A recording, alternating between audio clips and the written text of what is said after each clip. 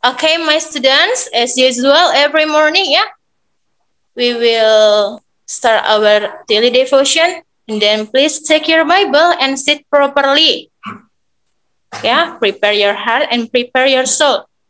Seperti biasa, ketika kita mendengarkan devotion, mendengarkan firman Tuhan, persiapkan hati dan pikiran kamu. Okay, my students, today Ma'am Ningsi want to lead our devotion. Ma'am Ningsi, time is yours. Shalom semuanya, apa kabar? Lambaikan tangan. Nice to meet you again. I'm so glad. Are you okay? I hope so ya. Itu belum sisiran itu rambutnya. Nggak sempat sisiran ya. Nggak ada makan kue ya. Nggak ada makan kue. Nanti makan kuenya. Nggak ada makan kue ya. Nanti aja makan kue, ya. Kalau tadi belum sempat sarapan untuk yang di rumah, nggak apa-apa, ya. Tapi jangan sekarang ya sayangnya, jangan sekarang sarapannya, ya. Jangan sekarang dimakan kuenya, nanti setelah kita devotion. So, before we start our devotion, let's pray. Close your eyes. Segala kemuliaan bagi Tuhan di tempat yang maha tinggi, Allah pemilik seluruh kehidupan kami. Engkau adalah Allah yang menemukan kami, dan Engkau juga Allah yang akan membawa perjalanan kami sampai kami berhasil dalam setiap apa yang Tuhan sudah set dalam kehidupan kami semua. Terima kasih untuk pagi hari ini, kami bersyukur memasuki hari yang baru, musim yang baru, dengan pemahaman yang baru, level rohani yang baru, pertumbuhan yang baru di dalam Tuhan, pertambahan kapasitas yang baru, dan pembaharuan dalam akal budi kami. Kami bersyukur bisa memasuki hari yang baru ini, Bapak. Dan saat ini Tuhan, kami membuka hati kami, membuka pemikiran kami untuk kami bisa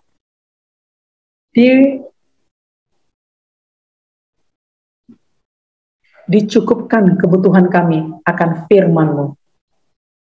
Diberikan aliran yang dari tahta ke dalam kehidupan kami, aliran yang murni, aliran yang kudus, itulah yang mengalir dalam kehidupan kami. Terima kasih Tuhan, Engkau sungguh baik. Berikan kami hati yang lemah lembut, hati yang mau berubah, hati yang mudah diajar, supaya gampang bagi kami untuk diselaraskan dengan Engkau Tuhan.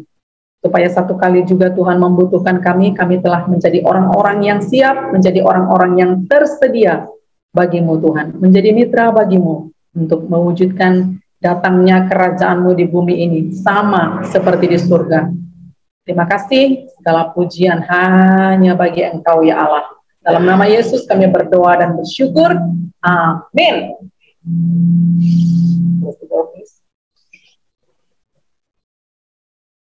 Oke.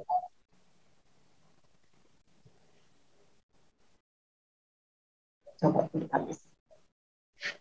Sekarang kita akan lanjutkan ya. Beberapa waktu yang lalu Ibu pernah sampaikan bahwa firman yang kita terima ya setiap hari itu harus kita perkatakan, harus kita ucapkan, harus kita omongkan. Nggak bisa cuma di dalam hati saja, tapi harus diucapkan, dideklarasikan, dinyatakan. Ya, Roma berkata bahwa dengan mulut kita mengaku dan diselamatkan. Hati tempat kita untuk mempercayai, tapi mulut, nah mulut kita ini ya adalah tempat kita mengaku. Mengaku apa sayang? Mengaku bahwa firman yang kita percayai di dalam hati kita, kita akui lewat mulut kita. Ya nak ya? Jadi kan kita terima firman, ya kan? Kita simpanlah itu di dalam hati. Kita percayailah itu di dalam hati. Percaya kan anaknya? Taruh firman di dalam hati, simpan di dalam hati, percayai di dalam hati. Cukup sampai di situ? Tidak. Tapi harus diakui. Lewat apa? Lewat mulut kita, lewat perkataan kita, lewat bicara kita. Itu cara kita mengakui. Lalu setelah itu, setelah kita mengaku, firman Tuhan mengatakan kita akan diselamatkan. Apa yang menyelamatkan kita? Firman tadi. Yang kita ucapkan, yang kita percayai di dalam hati. Iya, kita percaya. Saya percaya loh, Bu. Saya percaya loh, Cer. Oke, good. Tapi nggak boleh sampai di situ. Harus diomongkan. Ya, harus diperkatakan. Kadang-kadang telinga kita juga harus mendengar apa yang kita percayai. Mempercayai dalam hati kita bahwa firman Tuhan mengatakan kita tidak perlu khawatir tentang apapun juga. Oke, Tuhan, aku percaya, aku simpan itu dalam aku percaya. Sudah, seperti itu, ya kan? Kita simpan dalam hati. Nah,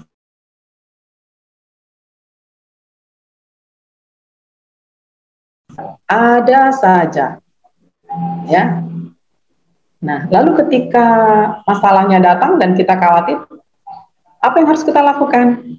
Nah, tadi kan udah kita percayai itu firman bahwa kita jangan khawatir tentang apapun juga. Itu kan udah kita simpan di dalam hati kan? Nah, kita percayai karena, nah lalu ketika masalah datang dan kita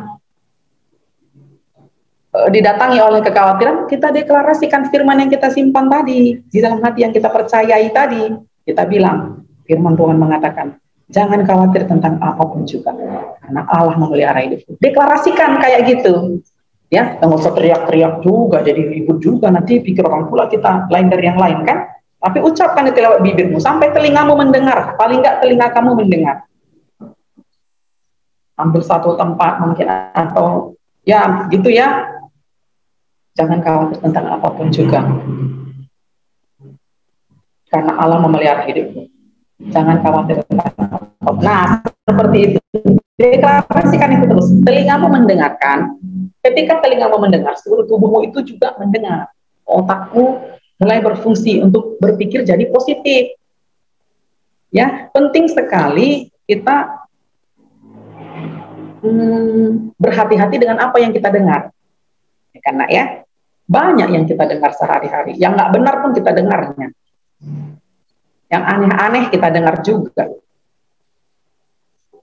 Ya. Karena apa? Karena apa yang kita dengar itu bisa menggerakkan pemikiran kita. Apa yang kamu dengar itu bisa menggerakkan pemikiranmu, menimbulkan hal-hal yang tadinya tidak terpikir jadi terpikir dari apa yang kita dengar. Parahnya yang kita dengar juga mempengaruhi hati. Firman Tuhan berkata di Amsal 4 ayat 23, jagalah hatimu dengan segala kewaspadaan karena dari situlah terpancar kehidupan. Nah, telingamu juga perlu mendengar firman itu.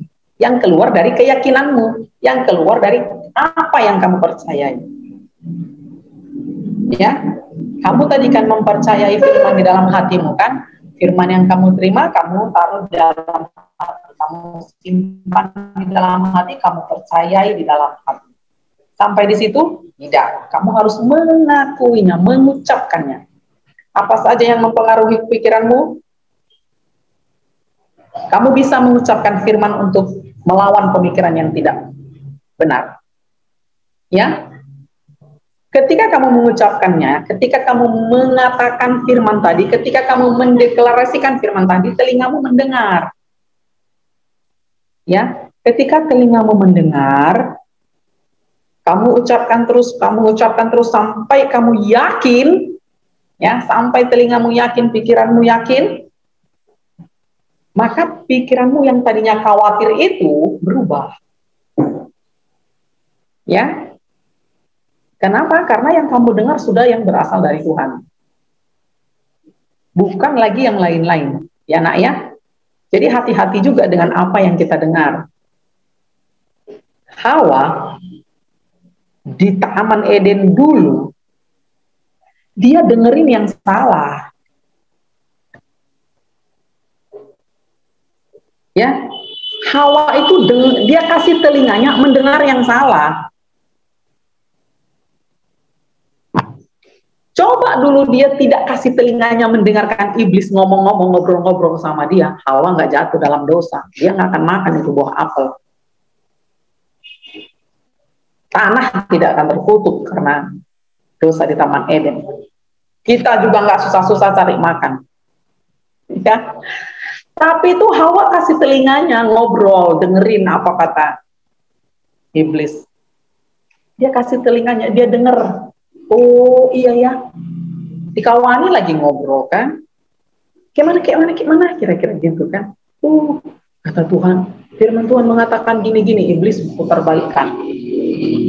Hawa respon, Hawa kasih respon, Hawa meresponi apa yang dikatakan iblis. Dia bilang, iya, masa gitu? Bener, iya, gitu ya. Ngobrol, mereka ngobrol. Hawa mendengarkan apa yang dikatakan. Mulai hatinya tidak terjaga. Yang terjadi selanjutnya apa? Dimakanlah itu apel kan? Bukan, kalau dimakan begini ya, bukan begini ya. Diambillah itu apel, dimakanlah itu, jatuhlah dalam dosa. Ya, jadi telinga berbahaya. Pastikan telingamu mendengar apa yang benar. Ya, kalau nggak ada dasar kebenarannya, buang saja, jangan dengarkan. Tinggalkan kalau ngomongnya udah aneh-aneh, yang kamu dengar aneh-aneh, tinggalkan aja pertemuan itu. Tinggalkan aja teman-teman yang kayak gitu. Bukan bermusuhan ya, bukan bermusuhan. Tidak perlu berteman dengan orang yang memberikan hal-hal yang jahat atau salah di telingamu. Tinggalkan teman-teman seperti itu. Bukan bermusuhan, tapi jangan bergaul terlalu dekat dengan mereka. Ya, begitu cara menjaga hati dengan segala kewaspadaan tadi, anak ya. Karena apa yang kamu dengar itu akan mempengaruhi cara berpikirmu, akan mempengaruhi tanah hatimu. Ya, kalau kamu dengar yang terus ketakutan, kamu juga akan jadi orang yang takut. Pikiranmu, hatimu akan jadi takut. Karena yang kamu dengar ketakutan terus. Ya, sama waktu bangsa Israel itu ditawan sama Goliat, sama bangsa Filistin, ya. Waktu itu bangsa Israel sama dikotbahi sama Goliat, diintimidasi, disudutkan, direndahkan, dihina sama Goliat. Makin hari makin takut bangsa Israel, makin takut. Karena apa? Didengerin itu si Goliat ngomong.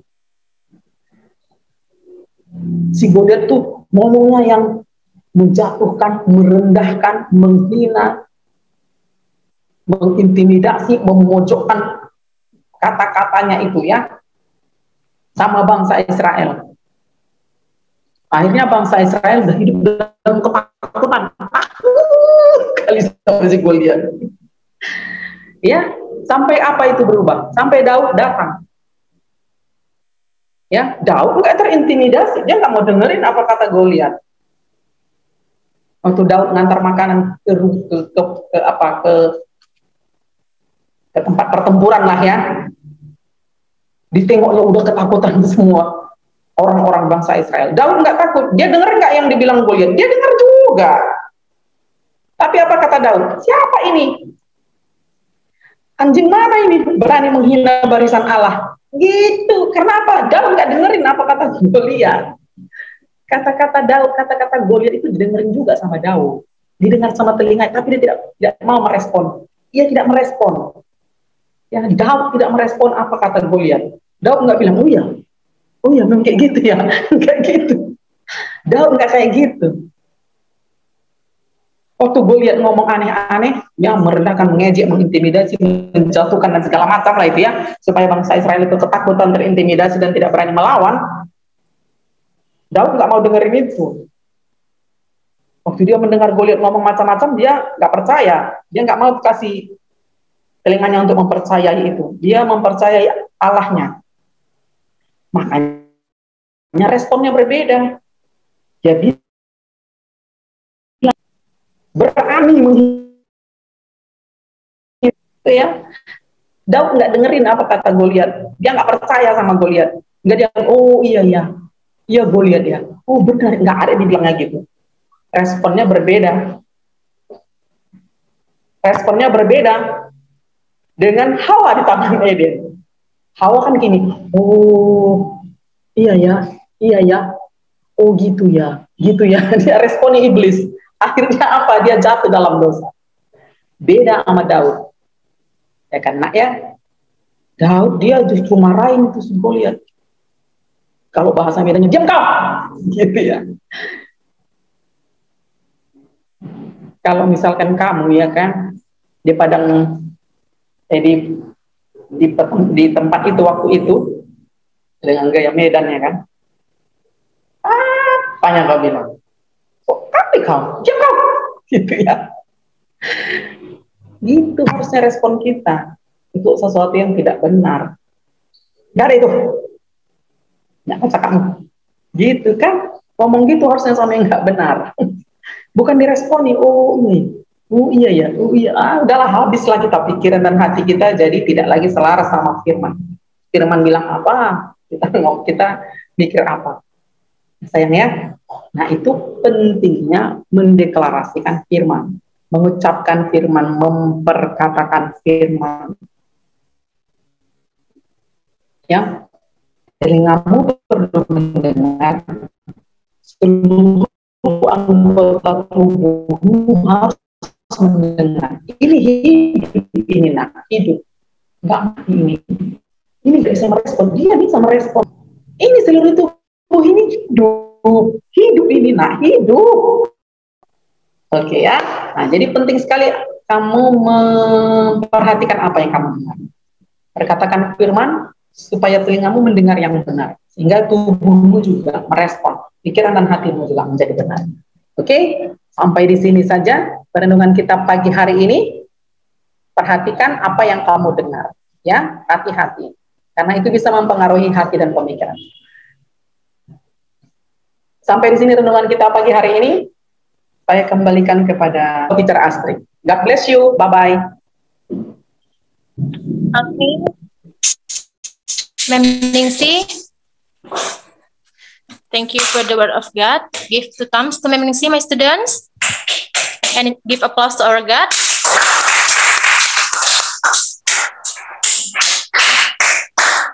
Ya, jadi firman Tuhan hari ini mengatakan bahwa penting ya, nak, penting bagi kita untuk mendeklarasikan, mengucapkan, dan memperkatakan firman Tuhan. Sekarang kamu bisa buka mikrofon kamu ya.